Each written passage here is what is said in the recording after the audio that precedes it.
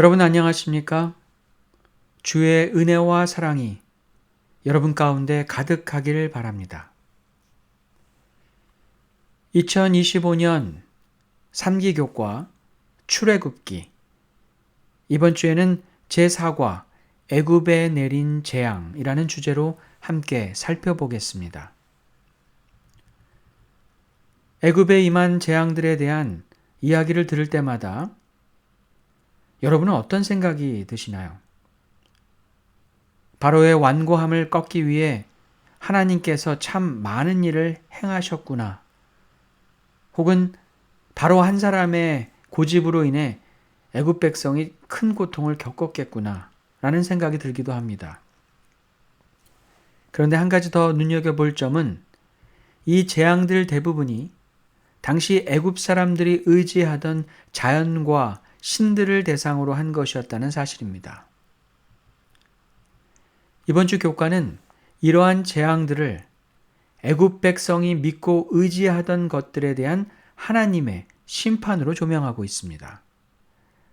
이스라엘 백성을 애굽에서 인도해 내시는 과정에서 하나님께서는 애굽 사람들이 의지하던 우상과 신들을 하나하나 무너뜨리셨습니다. 출애굽기의 이야기는 단순히 모세와 바로의 대결이 아니라 살아계신 하나님과 애굽의 거짓 신들 사이의 영적 전쟁이었습니다.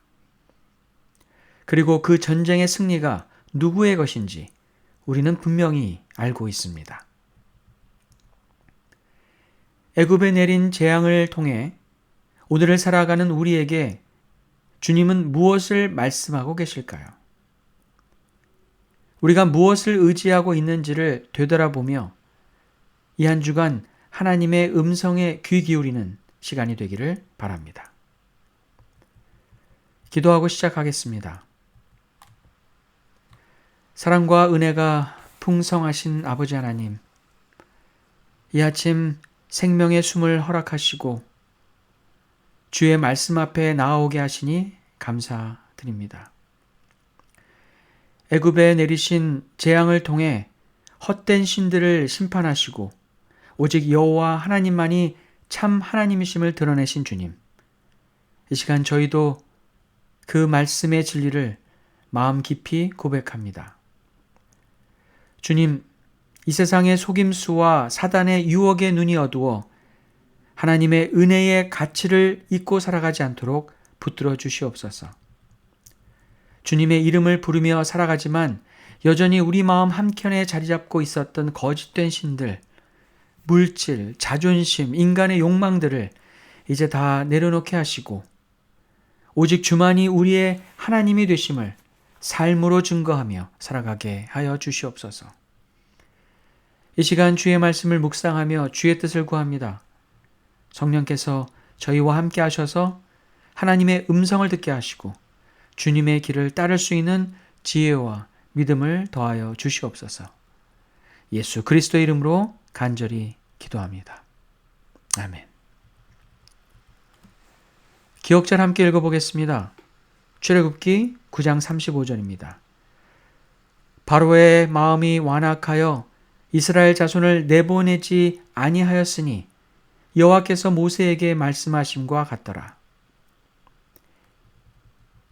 애굽의 재앙이 임할 때마다 바로는 큰 고통 속에서 잠시 마음이 꺾이는 듯 했지만 재앙이 멈추면 다시 완악한 마음으로 돌아가 이스라엘 백성들의 출애굽을 거부하곤 했습니다. 어쩌면 그는 자신이 믿어온 애굽의 신들이 언젠가 다시 힘을 발휘해 줄 것이라는 희미한 기대를 놓지 못했는지도 모릅니다. 바로는 참되신 하나님의 능력을 자신의 눈으로 보고 몸소 경험했음에도 불구하고 그의 마음은 돌이켜지지 않았습니다. 그의 완고하고 교만한 마음 속에는 자신이 섬기던 신들에 대한 헛된 믿음을 넘어 그 신들을 심판하시는 참 하나님을 향한 거절과 반역의 태도가 깊이 자리 잡고 있었습니다. 애굽의 왕과 백성이 자신들의 신들을 얼마나 자만심 속에 의지하고 있었으며 참 하나님을 얼마나 무시하고 멸시했는지를 부조화 선지자 260페이지에서 이렇게 기록하고 있습니다. 애굽 사람들은 이스라엘 백성들이 비록 거짓 신이라고 부르는 신들을 예배하고 있지만 부요하고 강한 민족이었다. 그들은 자신들의 신들이 번영하도록 축복해 주었고 이스라엘 백성을 그들의 종으로 주었다고 선언하면서 여호와를 경배하는 사람들을 압박하고 멸할 수 있는 권세가 있다고 자만하였다. 바로 자신도 히브리 사람들의 하나님이 그들을 자기의 손에서 해방시킬 능력이 없다고 자랑했다. 애굽 사람들은 자신들이 누리는 번영과 축복이 자신들의 신들로부터 온 것이라 굳게 믿었고 그에 반해 종살이하던 이스라엘 백성의 하나님을 조롱하며 비웃었습니다.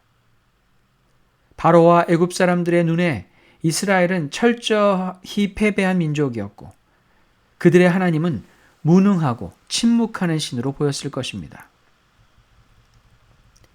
이스라엘이 노예의 멍에를 지고 고통받는 동안 애굽은 번영과 권세를 누리고 있었기에 애굽 사람들은 자신들이 섬기는 신들이 참 하나님보다 더 강하다고 착각했을지도 모릅니다.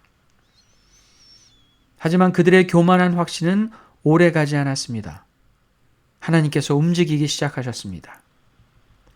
때가 참에 하나님은 모세와 아론을 부르셔서 바로 앞에 세우셨고 하나님의 뜻을 세상에 드러내기 위한 역전의 시간이 시작되었습니다. 일요일 교과에는 하나님 대 애굽의 신들이라는 제목으로 애굽의 신들을 향한 하나님의 첫 승리를 소개하고 있습니다. 출애굽기 7장 10절로 12절입니다. 모세와 아론이 바로에게 가서 여호와께 명령하신 대로 행하여 아론이 바로와 그의 신하 앞에 지팡이를 던지니 뱀이 된지라. 바로도 현인들과 마술사들을 부르매 그 애굽 요술사들도 그들의 요술로 그와 같이 행하되 각 사람이 지팡이를 던짐에 뱀이 되었으나 아론의 지팡이가 그들의 지팡이를 삼키니라. 모세와 아론은 하나님의 명령을 따라 화려한 애굽의 궁전을 지나 지팡이 하나만 들고 바로 앞에 섰습니다. 그리고 하나님께서 주신 능력으로 지팡이를 던져 뱀이 되게 하는 이적을 보였습니다.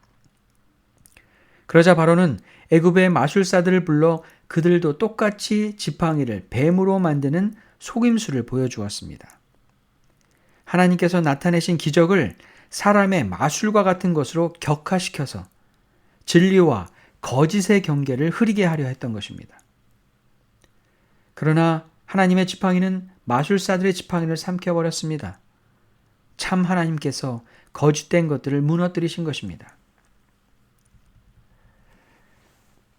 사단은 지금도 이와 같은 방법으로 하나님의 은혜를 흐리게 합니다.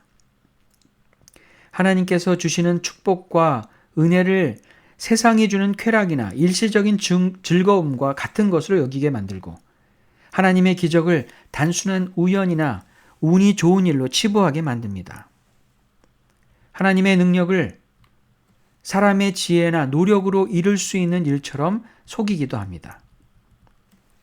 주님께서 다시 오시는 그날까지 사단은 계속해서 하나님의 역사와 은혜를 무가치하게 만들려는 속임수를 멈추지 않을 것입니다. 하나님의 분명한 이적 앞에서도 바로는 자신이 섬기던 애굽의 신들을 버리지 못했습니다. 마술사들의 지팡이를 삼킨 하나님의 지팡이를 보면서도 그는 참 하나님을 받아들이지 않았습니다. 애굽 신들에 대한 그의 집착이 살아계신 하나님의 역사하심을 깨닫지 못하게 한 것입니다. 오늘날 우리도 여전히 하나님의 은혜 가운데 살아가고 있습니다. 그런데 왜 우리는 그 하나님의 손길을 온전히 인정하지 못하고 날마다 베풀어지는 은혜에 진심으로 감사하지 못할까요? 혹시 우리 마음속에도 하나님의 역사를 보지 못하게 만드는 또 다른 신이 자리하고 있는 것은 아닐까요? 그 신은 어쩌면 한 번도 만족해 본 적 없는 물질인지도 모릅니다. 아니면 자녀의 성공인가요? 남들보다 조금 더 나아 보이고 싶은 마음인가요? 우리 마음을 차지하고 있는 이 우상들을 내려놓지 않는다면 지금도 우리 삶 가운데 일하고 계신 하나님의 기적을 보지 못하고 그 은혜의 깊은 가치를 깨달을 수 없을 것입니다. 이 아침 바로의 완악함 속에서 우리의 연약함을 마주합니다. 그리고 스스로에게 묻습니다. 애굽의 모든 신들을 무너뜨리신 참 하나님을 우리는 본다. 그런데 지금 내가 진정 섬기고 있는 신은 과연 누구인가?